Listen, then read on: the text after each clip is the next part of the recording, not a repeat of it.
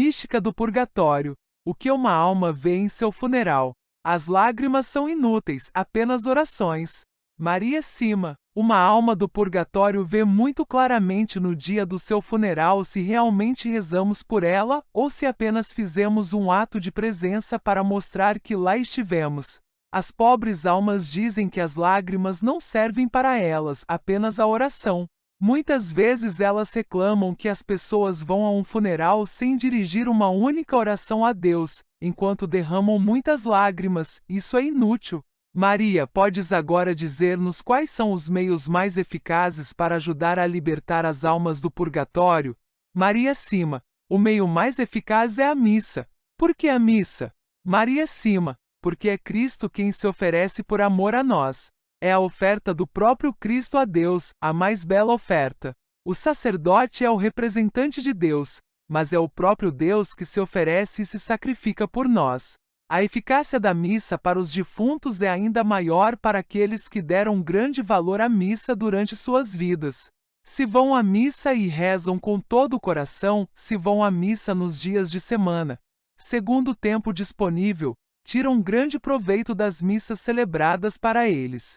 Aqui também se colhe o que se plantou. Uma alma do purgatório vê muito claramente no dia de seu funeral se realmente rezamos por ela ou se simplesmente fizemos um ato de presença para mostrar que estivemos lá. As pobres almas dizem que as lágrimas não servem para elas, apenas a oração. Muitas vezes eles reclamam que as pessoas vão a um funeral sem dirigir uma única oração a Deus, enquanto derramam muitas lágrimas. Isso é inútil. Sobre a missa, citarei um belo exemplo dado pelo cura d'Ars aos seus paroquianos. Ele disse-lhes: meus filhos, um bom padre teve a infelicidade de perder um amigo que estimava com ternura, e por isso rezou muito pelo repouso de sua alma. Um dia, Deus lhe deu a conhecer que seu amigo estava no purgatório e sofria terrivelmente. O Santo Padre acreditou que não poderia fazer melhor do que oferecer o santo sacrifício da missa pelo seu querido amigo falecido. No momento da consagração, tomou a hóstia entre os dedos e disse: Santo Pai Eterno, façamos uma troca. Tu seguras a alma do meu amigo que está no purgatório, e eu seguro o corpo do teu filho em minhas mãos. Bem bom e misericordioso Pai, entrega meu amigo e te ofereço teu filho com todos os méritos de sua morte e paixão. O pedido foi atendido. Com efeito, no momento da elevação, viu a alma do amigo resplandecente de glória subir ao céu. Deus havia aceitado o acordo. Meus filhos, quando quisermos libertar do purgatório uma alma que nos é querida, façamos o mesmo, ofereçamos a Deus, pelo santo sacrifício, seu Filho amado com todos os méritos de sua morte e paixão. Ele não poderá nos recusar nada. Não desperdice seus sofrimentos terrenos. Existe outro meio, muito poderoso, para ajudar as pobres almas. A oferta de nossos sofrimentos, nossas penitências como jejuns, renúncias, etc. E claro, sofrimento involuntário como doença ou luto. Maria, muitas vezes você foi convidada a sofrer pelas pobres almas a fim de libertá-las. Você pode nos contar o que você experimentou e sofreu durante esses tempos? Maria Sima, na primeira vez, uma alma perguntou-me se não me importava de sofrer por 3 horas no meu corpo por ela e que depois pudesse voltar a trabalhar. Eu disse a mim mesmo, se tudo acabar depois das 3 horas, eu poderia aceitar. Durante essas 3 horas, tive a impressão de que duraram 3 dias de tão doloroso. Mas no final, olhei para o meu relógio e vi que tinha durado apenas 3 horas. A alma me disse que ao aceitar com amor aquele sofrimento por 3 horas, eu a havia poupado de 20 anos do purgatório. Sim, mas por que você sofreu por apenas 3 horas para evitar 20 anos de purgatório? O que seus sofrimentos tiveram que valeu mais? Maria Sima, é porque o sofrimento na terra não tem o mesmo valor. Na terra, quando sofremos, podemos crescer no amor, podemos ganhar méritos, o que não é o caso dos sofrimentos do purgatório. No purgatório, os sofrimentos servem apenas para nos purificar do pecado. Na terra temos todas as graças. Temos a liberdade de escolher. Tudo isso é tão animador porque dá um sentido extraordinário ao nosso sofrimento, o sofrimento que se oferece, voluntário ou involuntário. Até os menores sacrifícios que podemos fazer, sofrimento ou doença, luto, desilusão. Ajudar as almas. O melhor a fazer, diz-nos Maria, é unir os nossos sofrimentos aos de Jesus, colocando-os nas mãos de Maria. Ela é quem melhor sabe aproveitá-las, pois muitas vezes nós mesmos não conhecemos as necessidades mais urgentes ao nosso redor. Tudo isso, claro, Maria devolverá ao uso na hora de nossa morte. Veja, esses sofrimentos oferecidos serão nossos tesouros mais preciosos no outro mundo. Devemos nos lembrar disso e encorajar uns aos outros quando sofremos. Outro meio muito eficaz, diz-nos Maria, é a via sacra, porque contemplando o sofrimento do Senhor, começamos pouco a pouco a odiar os pecados e a desejar a salvação para todos. E esta inclinação do coração traz grande alívio às almas do purgatório. As estações da cruz também nos levam ao arrependimento, começamos a nos arrepender quando confrontados com o pecado. Outro ponto muito útil para as almas do purgatório é rezar o rosário, todos os 15 mistérios, pelos defuntos. Através do rosário, muitas almas são libertadas do purgatório a cada ano. Deve-se dizer aqui também que é a própria Mãe de Deus que vem ao purgatório para libertar as almas. Isso é muito bonito, porque as almas do purgatório chamam Nossa Senhora de Mãe da Misericórdia. As almas dizem também a Maria que as indulgências têm um valor inestimável para a sua libertação. Às vezes é cruel não fazer uso deste tesouro que a Igreja propõe para proveito das almas. O tema das indulgências seria muito longo para explicar aqui, mas posso remetê-lo ao maravilhoso texto escrito pelo Papa Paulo VI em 1968 sobre o assunto. Pode pedi-lo ao seu pároco, ou simplesmente pedir na sua livraria religiosa habitual. Portanto, podemos dizer que o grande meio de socorrer as almas do purgatório é a oração em geral, todo tipo de oração. Aqui gostaria de vos dar o testemunho de Hermann Cohen, um artista judeu que se converteu ao catolicismo em 1864 e venerava muito a Eucaristia. Ele deixou o mundo e entrou em uma ordem religiosa muito austera, adorava frequentemente o Santíssimo Sacramento, pelo qual tinha grande veneração. Bem, sua mãe morreu sem ter se convertido. Então Hermann, doente de tristeza, prostrou-se diante do Santíssimo Sacramento em profunda dor, rezando: Senhor, tudo te devo, é verdade. Mas o que eu recusei a você? Minha juventude, minhas esperanças no mundo, meu bem-estar, as alegrias de uma família, um descanso talvez merecido, tudo sacrificado assim que você me chamou. E tu, Senhor, bondade eterna, que prometeste restituir o cêntuplo, negaste-me a alma de minha mãe.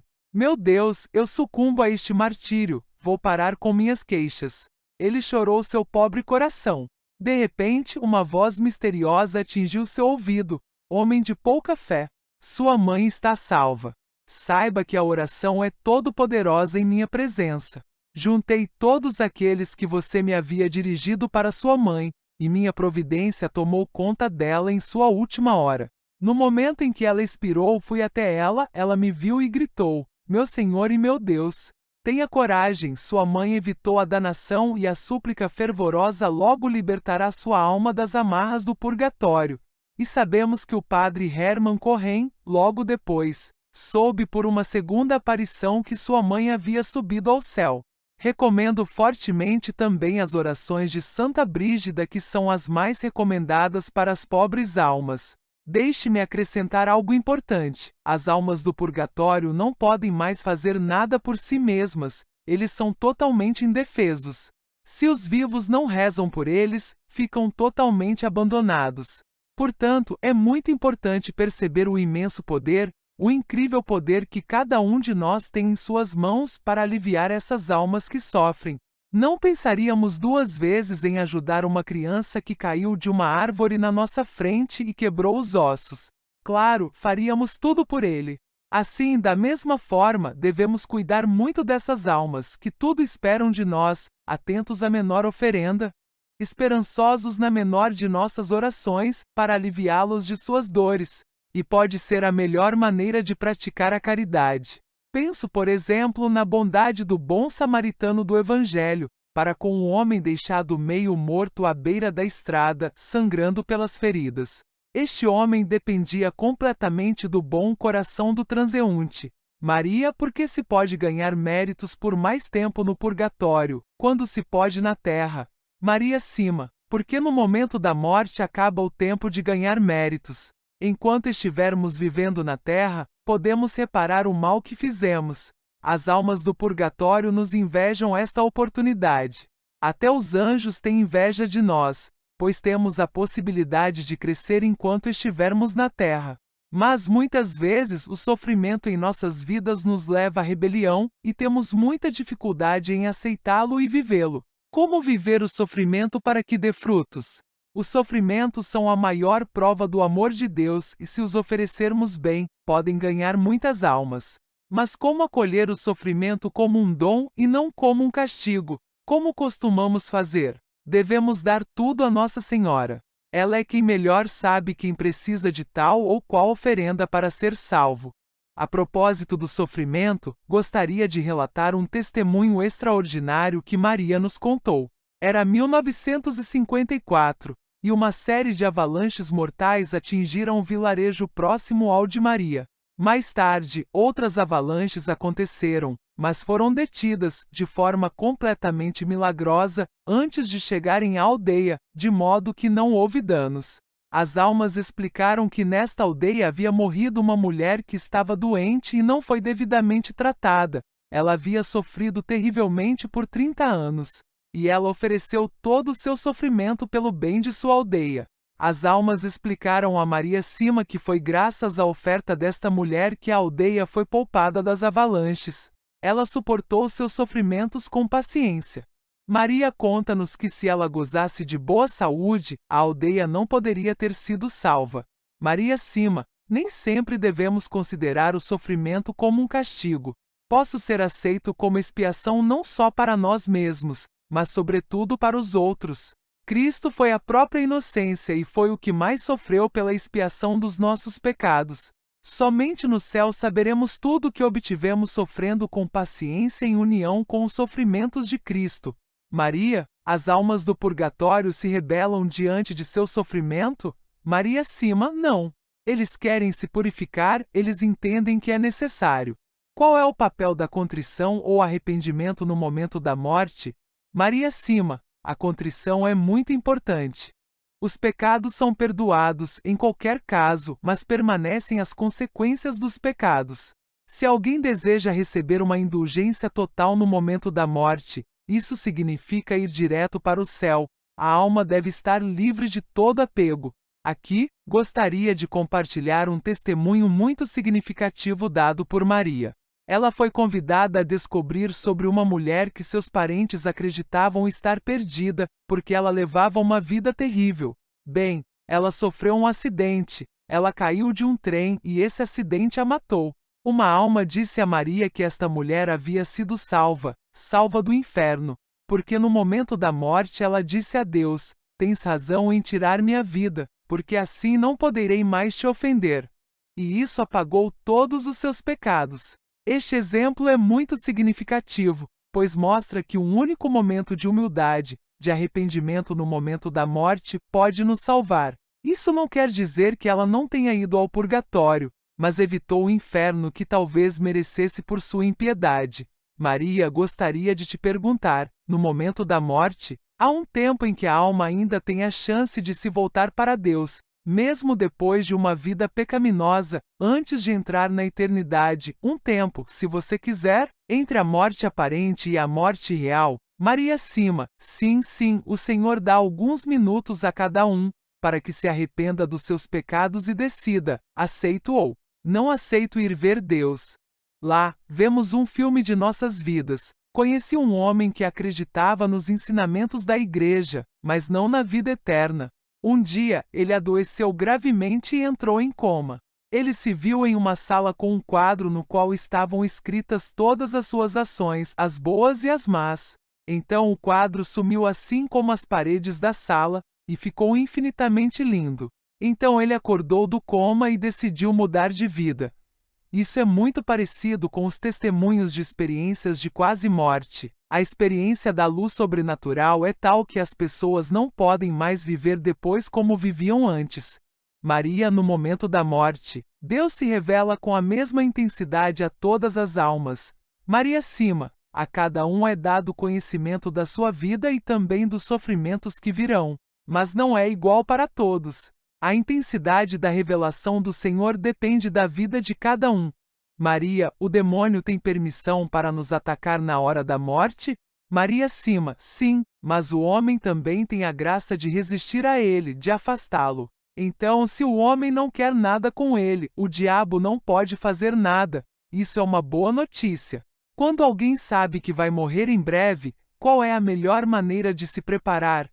Maria cima, abandonar-se totalmente ao Senhor. Ofereça todos os seus sofrimentos. Seja completamente feliz em Deus. E que atitude se deve ter diante de quem vai morrer? Qual é o melhor que se pode fazer por ele? Maria cima, ore muito. Prepare-o para a morte. Deve-se falar a verdade. Maria, que conselho você daria para quem quer ser santo aqui na terra? Maria cima, seja muito humilde.